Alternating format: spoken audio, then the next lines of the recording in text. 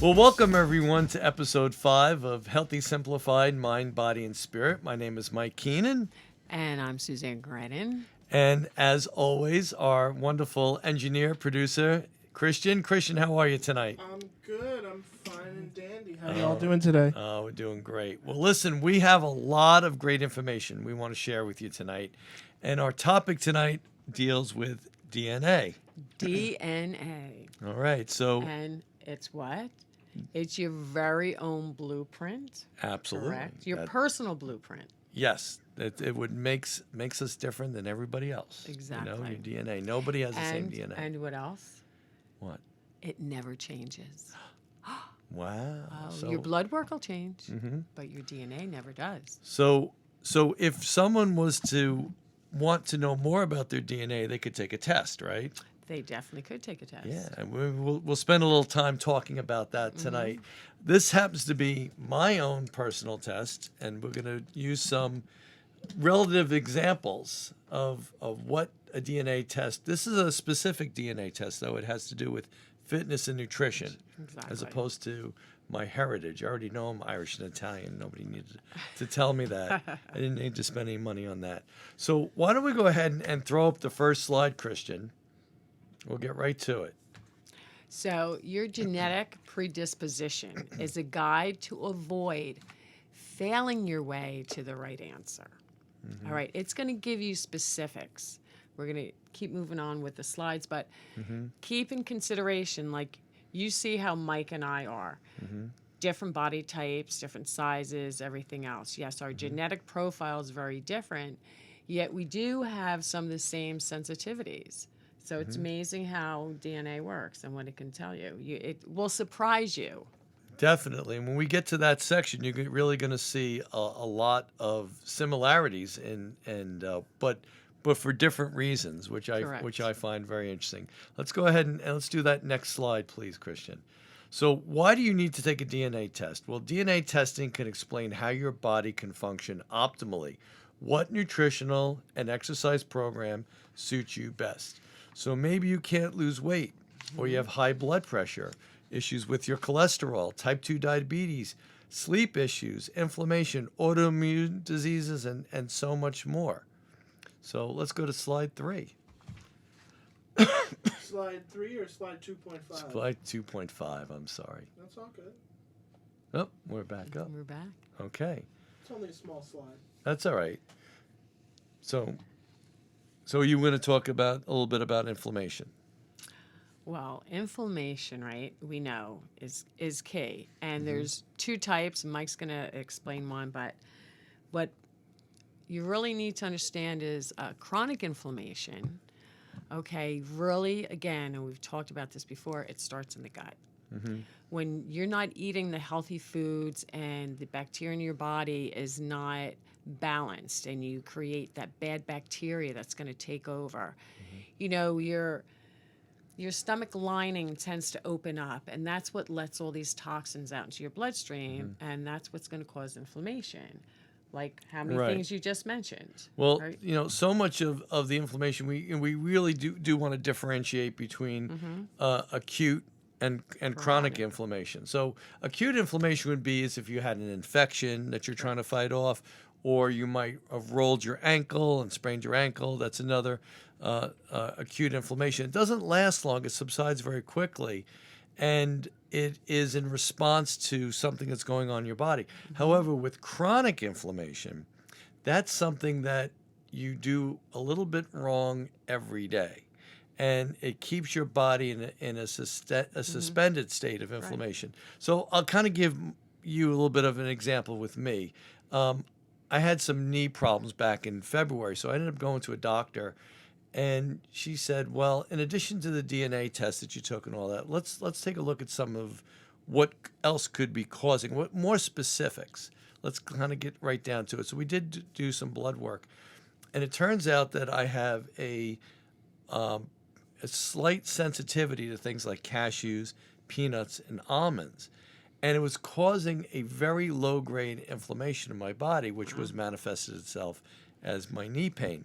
So when I eliminated that, not only did my pain go away, but I ended up losing 10 pounds in the process. That's amazing. Because inflammation, you store that as fluid, right? Mm-hmm. So, well, the slide's up there, so we might as well just touch base on this real quick.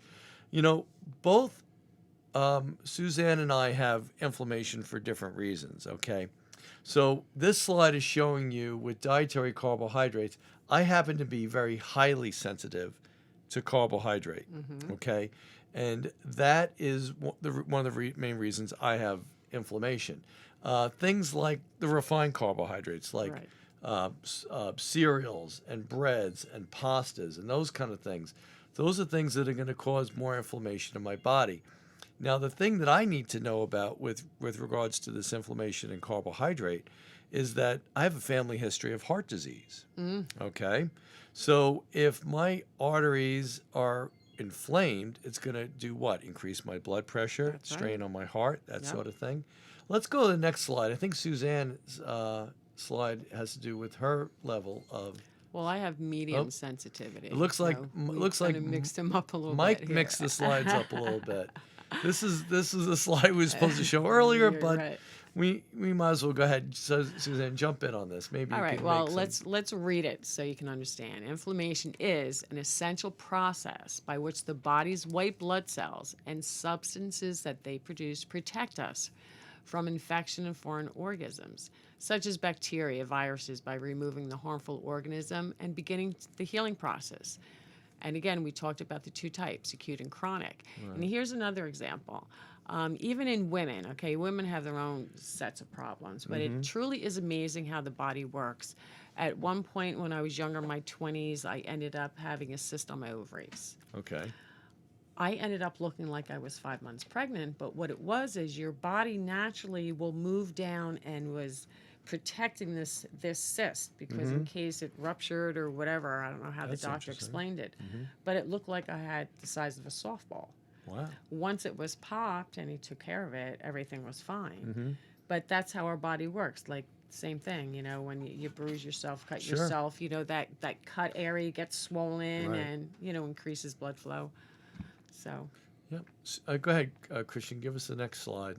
Okay. So we kind of went a little bit out of balance here with the slides. That's all right. Listen, we're still going to give you the same great information. So here we have the acute inflammation. Right. This is kind of what Suzanne touched on, and the bad inflammation or the chronic inflammation that we were talking about. And like someone like me with my sensitivity to carbohydrates causes more inflammation in my body.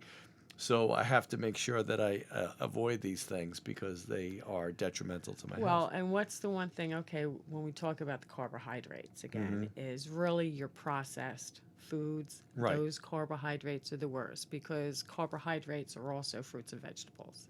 Right. Right? Yeah, exactly. Your fiber-rich carbohydrates. Exactly. And what I was going to allude to, when we get to the later slides, is that there really are 4 types of carbs that we discussed in episode 2.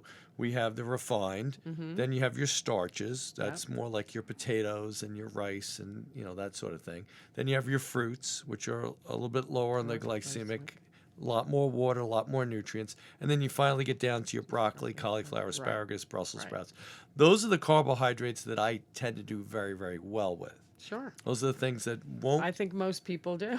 Exactly. Right. So when our clients come to us and they complain about, problems with weight, because that's always the thing that they complain about. They don't complain about much except, how they look. And that affects both of our professions. And I say, well, part of this is because you're not fat, you're swollen. And if you start to reduce the inflammation, your body's going to start to change. Let's go to the next slide. Let's see what Mike actually put here. All right, so again, with chronic inflammation, these are the things that I have to be mindful of with my propensity to And you notice how it says even eye disorders. Yeah. Pretty. Crohn's disease, psoriasis. There's a lot of things there. And again, it's, what we're putting into our bodies. And Absolutely. actually, really what's in a lot of our foods. Well, you made reference to something I'm going to remind you of. Go ahead, tell us about what you said. Yeah. So what we learned about, years ago, our food was a lot cleaner. now as things have changed and the population has grown, companies have tried, creating different chemicals and whatnot to sustain, the food, traveling, everything else, killing bugs, the whole bit. So, but what has happened in the process is now we literally have 75,000 different synthetic chemicals that are in our foods right now. Wow. And our body really doesn't know what to do with it, right? Yeah. So it how does stores affect it, us? it doesn't break it down. Where's it going to put it, Mike? Let's go back to the barcode reader that we are, right? If that doesn't come through and our body doesn't recognize it, it's going to store it probably. Exactly. And a lot of times, not know what to do with it, wreaks all kinds of havoc in the body. Christian, let's go to the next slide. All right. So this is okay. So before we saw my sensitivity to carbohydrates, and now we're looking at Suzanne's. Okay.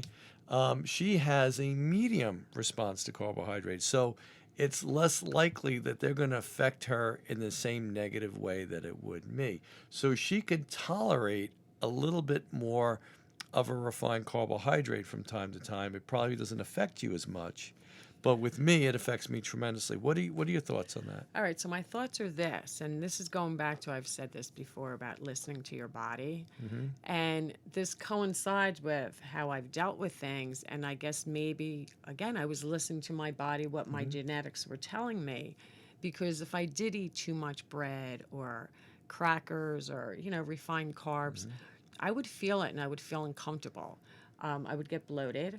I didn't like how I felt, and so I would not partake as much. So you were just kind of listening to your body, not even so much looking in the mirror as much as just say, how do I feel? Basically, how do I feel? Because that is everything, It can make you sluggish. Like, they'll tell you this, okay? I'm also, I like sweets, but I'm more of a savory person, so I like salt. So I tend to go towards salty items. But the thing is, think about when you eat a saltine, okay?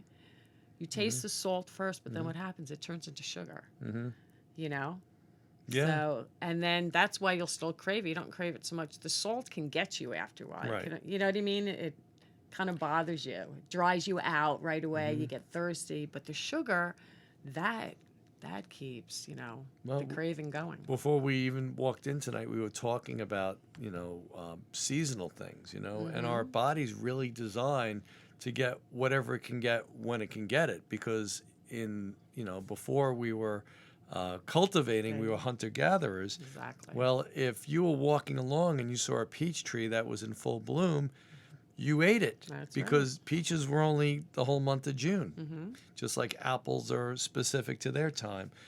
But one thing that's always available for the most part is green plant food.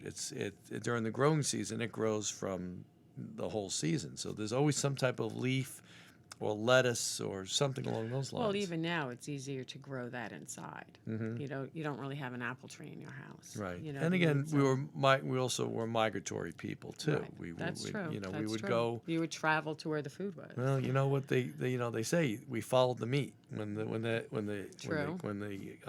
livestock, because we weren't raising livestock then. We were hunting deer and so forth.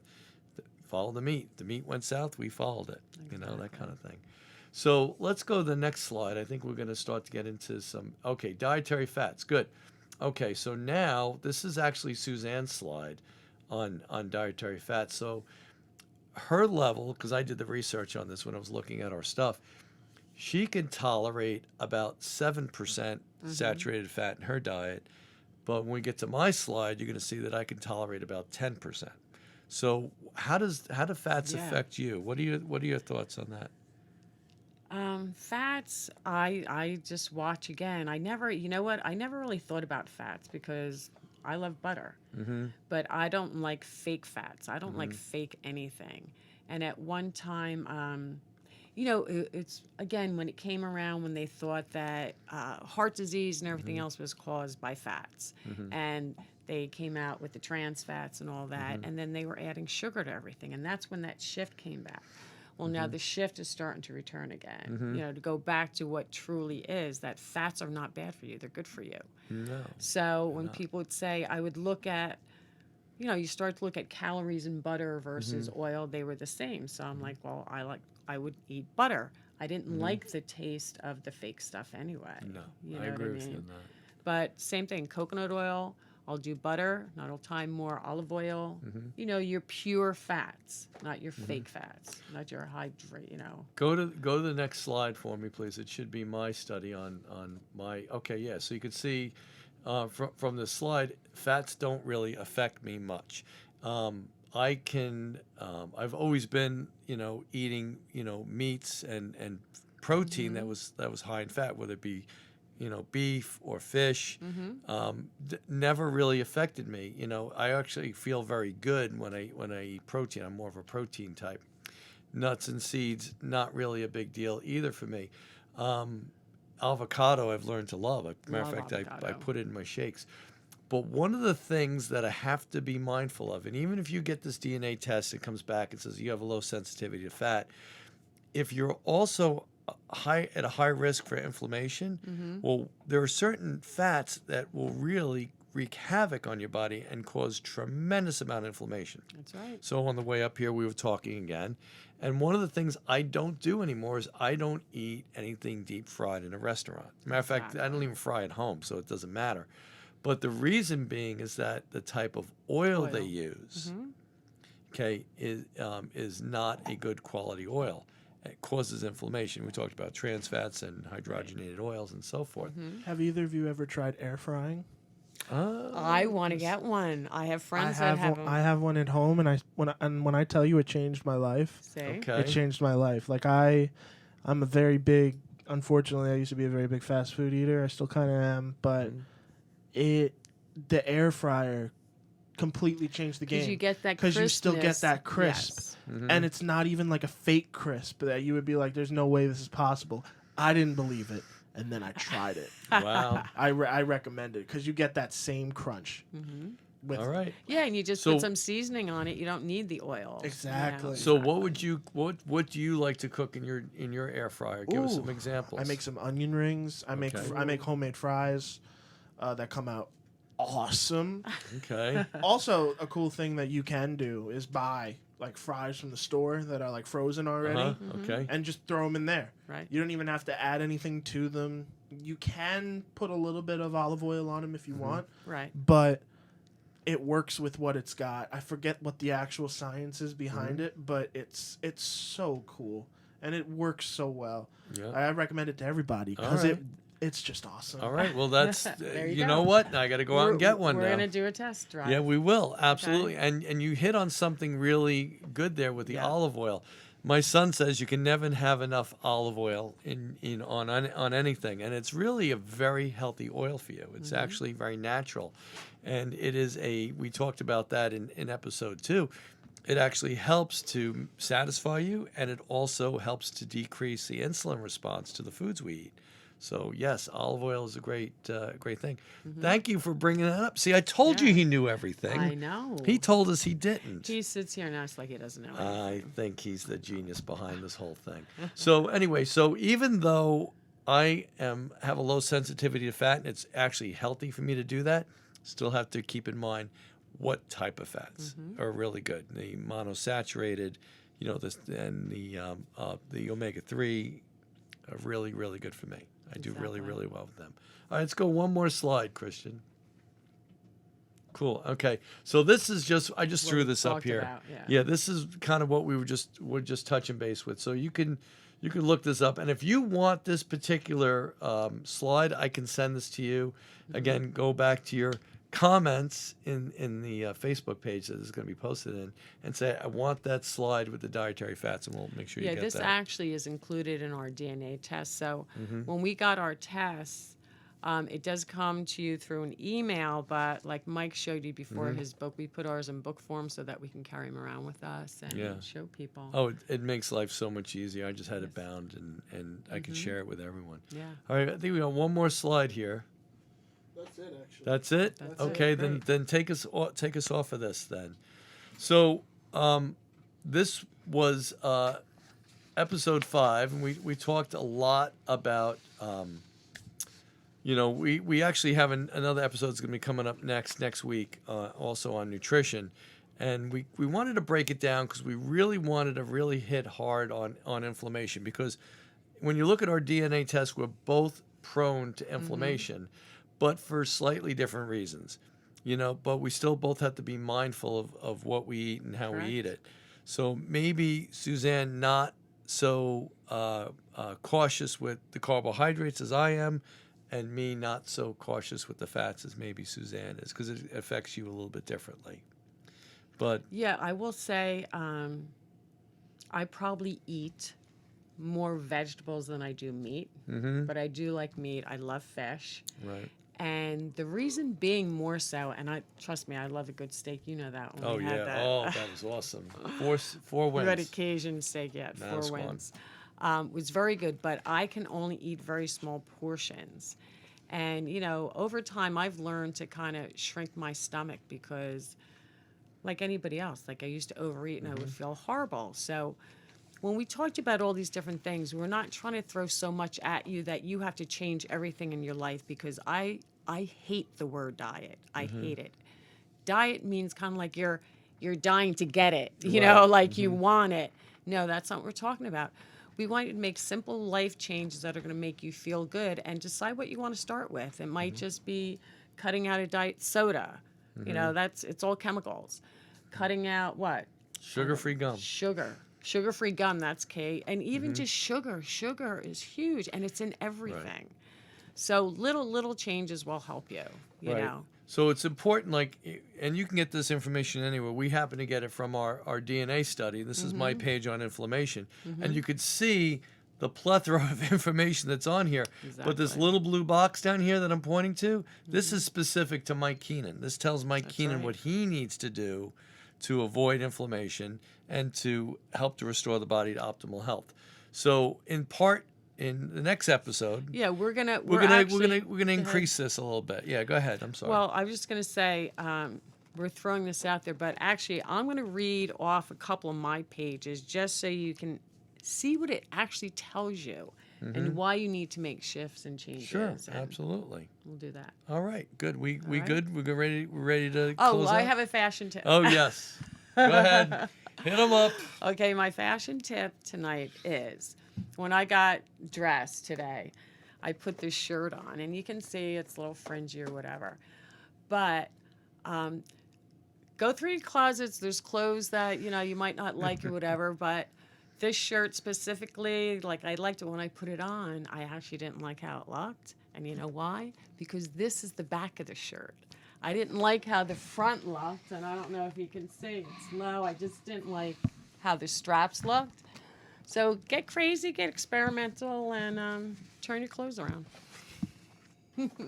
That's it. That's one of my tips. I will not wear the shirt inside out. I like the No, way, you just have the to way it know what looks. you have. But Yes. Well, anyway, I want to thank you so much. Your insight on fashion is just remarkable. Christian, thanks again for everything tonight. Really appreciate it. Hey, no problem. And feel free to jump in. I mean, Yeah, that was awesome. I thought that was awesome. Because like I said, I'm not using an air fryer, but now now we are. I'm getting one. I'm getting one. Make Okay. room on the counter. There you go. Okay, so right. we will see you all next week. Thanks for coming out, and God bless, and we'll see you next week. Take care. Love you all. Bye-bye.